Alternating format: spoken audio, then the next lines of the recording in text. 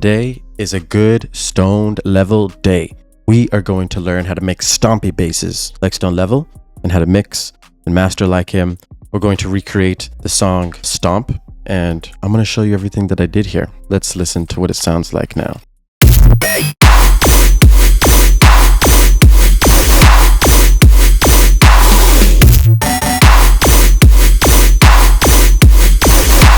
Yes.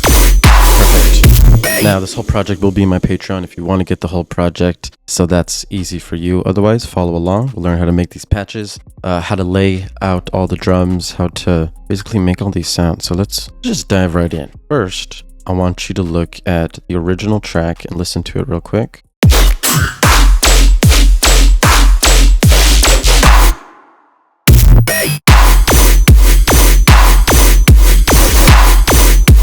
When it starts with a downbeat. So I made this downbeat. I basically am writing this song in F minor, which is the same key as the Stone Level song. And on the sub bass right here, this is an F. And if you look at our basses right here, there's 3 layers, 1, 2, 3. They're also an F. So that's a root note of the key. Our main bass lead is going to be in F, as well as our downbeat, which is this. So this downbeat that I created, I just used 2 audio samples that are in F. First one's like this. I go here, I add a loud rack. This is the Dripment loud one. And then I add the amp to add all kinds of craziness. So before, after. And then I'll just layer it with another one. So this is basically the same thing going on. And the amp is on lead instead of this one, which the amp is on blues. So it gives it a different tone. Then I combine them together, I group them, and then I add even more processing. And usually with all these crazy bass music, you just basically add processing, group things, add more processing, clean things up with EQ. With this, I was just adding all kinds of amp, some EQ, taking out some highs, erosion, adding some sine frequencies, and OTT, which I boosted up. And it was really loud, so I used this JST clip to clip it to 0. And then I turned it down to negative 3.5 so that it's not super, super loud in the mix. This sub, this bass also has a sub that matches with it, which is this sub shot. And that's also in F, of course. And this is the Dripment sub shot that I made. That's also in the Patreon. All these have been in the Patreon in the past, but when I recreated it, just using what I had available. So this is a serum with pedal on sub, simple sine wave and serum, saturation, overdrive, pedal to add more distortion, EQ 8, and then JST clip to clip it at 0. So that's our downbeat. As soon as the downbeat happens, we add another sound on the 2. So it's going to be this Vox one shot. I did this cool little sound. I just went through all kinds of vocals and picked one that I liked, added a loud rack onto it, called it a day. Awesome. Now, the basses. There's 3 layers. And if you see, they're all grouped in this group, and this group is in this group. If you have multiple groups, I'll go over all the processing now. But the main idea here is we're using the same patch for all 3 layers. But each patch is going to be different in regards to the octave range, the octave that it's at, or how wide it is. So this one is the initial patch, the first one I did. Notice it's at -5, it's not turned all the way up. And this patch right here is at -4 on the octave, so it's a lower tone. If you look at the LFO1, we have this shape, a half rate trigger. LFO is on the level. FM for B is on 44%. Wavetable position's on 61, and it's barely moving up. It's barely moving through this wavetable. This is turned down, of course, because this is what we're using for the FM from B. And then this filter is moving these waves, so the cutoff is at 34, and then it's going up 31. This is moving it. Resonance is up, of course, 48%, and this frequency is moving as well. You put it on 83, and you turn down the frequency to -16 to make these notches touch each other. and make that movement.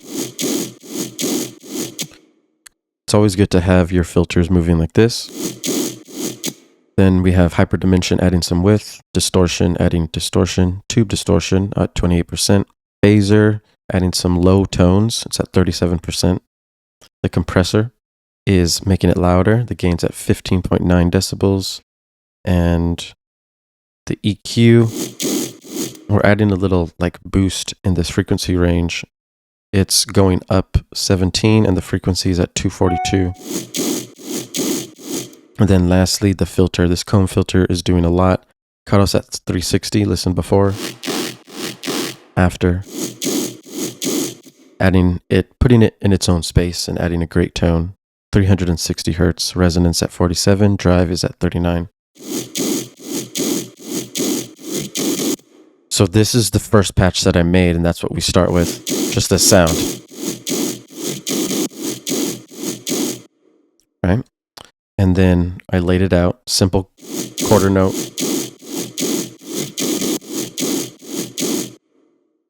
What we did is we duplicate it, and then we open up the new patch, and now we have two. So we have the regular one and the +7. On the regular patch, the processing is pretty simple. We have this OTT mid-side with time. I think this is from an Excellent Sound video, but this is just an awesome OTT right here. It's a little chain, parallel processing, awesome OTT. We have a dimension expander, adding some width right here. Dry wet is up about 75%. We have a reverb, adding some space. It's only at 24%, 1.60 seconds. EQ is cutting out all the lows for this bass. We don't need any sub frequencies. We boost the highs. JST clip is used to clip it at 0, and then we boosted it a little to make it a little louder right here. We add the corpus, a awesome corpus on here. That's on beam. And that's our first patch. We can also tune this to our root note F if we wanted to. I didn't have that done originally, but that's always good to do. Now we'll go to the +7, and this patch right here is the same patch. It's the Dripment 3. Now the thing is we'll change the way it sounds, and we'll change it by moving the octaves up on oscillator B. So remember, we're bringing in this wave through oscillator A. So when we turn on this FM from B, it's activating. So it's turned up even more this time at 92%. Same with the wavetable at 242. And then oscillator B is +7 semitones, as well as +4 octaves. So it's giving this a really high pitch. So we're combining a high pitch with a low pitch, which was up the previous patch. So now solo sounds a lot higher than that. That's good. That's what we want. Filter's still doing the same, and the effects are still doing the same exact thing as the other one. LFO, same. We combine them.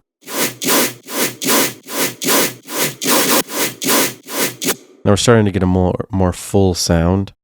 The processing on the +7 is just a OTT mid-side with time, dimension expander, EQ8 cutting out the lows, a lot of the lows, JST clip, very simple.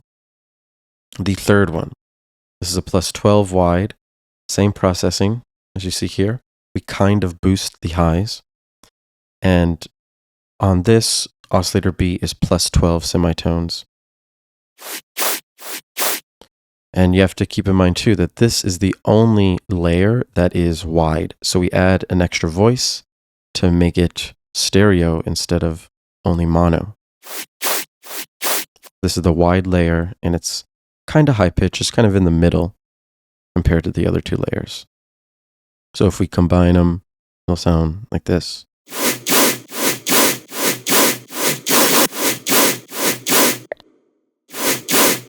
Okay, so you have your 3 layers, and the whole way I approached making the 3 layers is, like low mid, so not the sub frequencies. We have a separate sub, which is down here. I'll get into that later. But we have our mid lows, we have our mids, we have our highs, we we have to combine all of those to fill out the frequency range. And we have a nice sound to work with. But we group all these sounds together and we put them in this group and we do more processing. So there is this EQ, which is cutting out more lows, making sure that the sub-frequencies have room at all times. The EQ is going to be cutting out more lows, cutting out some of these highs, and JST clip is going to be clipping it at 0. The sounds start to get really loud when you start to layer them. So you use the JST clips to clip it at 0, and you start mixing down. So if you see the 3 layers, negative 2.5, negative 2.9, they're all turned down. This one's negative 5. The group is turned down, negative 3. And then the group on over everything is negative 2.1. So we turned it down significantly just to match the loudness levels of the original song. If you look at the original song, it's about negative 5.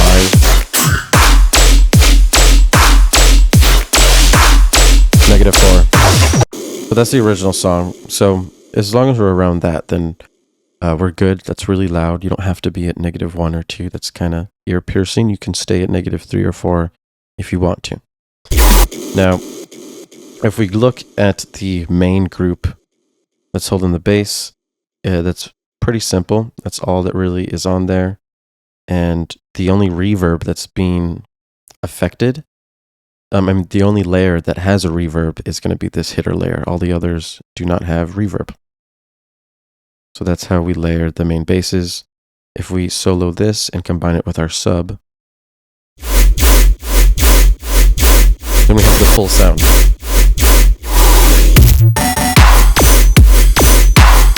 This sub is really special. This is the Dripment Akuma sub. It's just a serum with saturation going crazy, erosion going crazy, EQ8 going crazy, fab filter going crazy, EQ8 going crazy. If you want this, it's in the Akuma bass video, sub bass video, and also on my Patreon, so you guys can check it out. Get that, learn how to make this, but this is the best sub.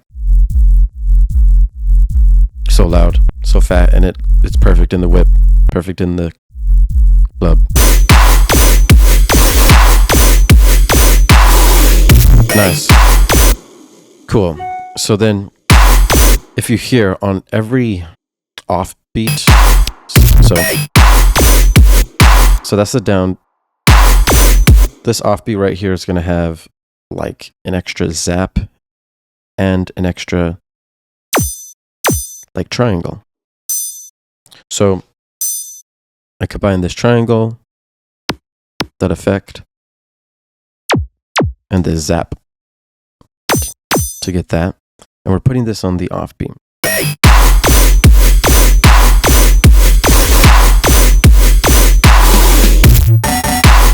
It's adding a lot of rhythm. Mix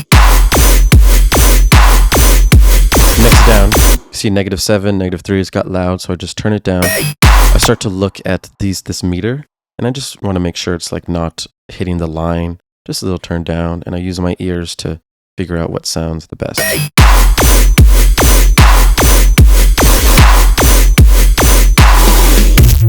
Now after we have this long sustain, so I made a separate patch. It's the same exact patch, but to make a long sustain, you have to change the way the LFO is. So I just extended the LFO to make a long one. And that's the same patch, just extend it. Same thing with the sub, we just extend the sub. And that works out really good as a little fill. Then you go back to the downbeat and you just repeat the first section. Now the drums. Easy kick. We use the glue compressor to make it loud and thick and stand out above the mix. But keep in mind with this song specifically, in this remake, the way Stone Level makes it is his kick is the loudest and everything else is quieter.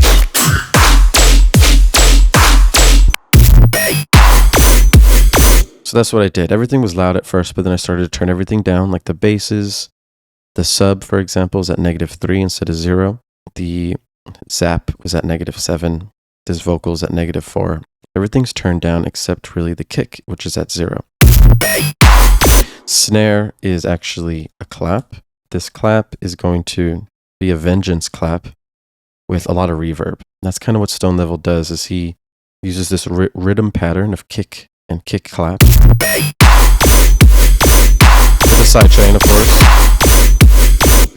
And on the clap, it's a lot of reverb. So we have two different reverbs here. First, we have the glue compressor, making it loud. We have one reverb, adding 2.52 seconds and 17%. That's cool. And then we add this hybrid reverb. Give it even more space, 38%, and really make it just widen out and also sit in the mix at -5. It's turned down.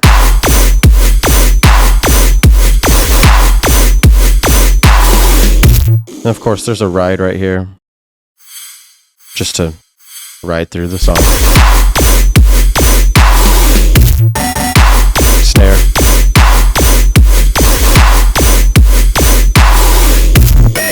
But yeah, that's how we do it. This is how we make stompy basses. This is how you really get down, honestly.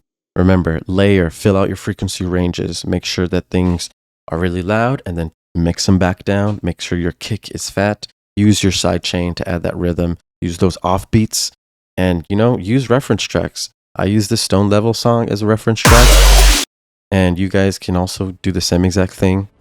It's really fun, and you guys keep learning. Hit me up if you need anything. I have new merchandise available. The Patreon is going hard. You guys let me know if you want me to make any other videos. Otherwise, like, comment, subscribe, and peace out. Have a good day. Brace yourself for the darkness.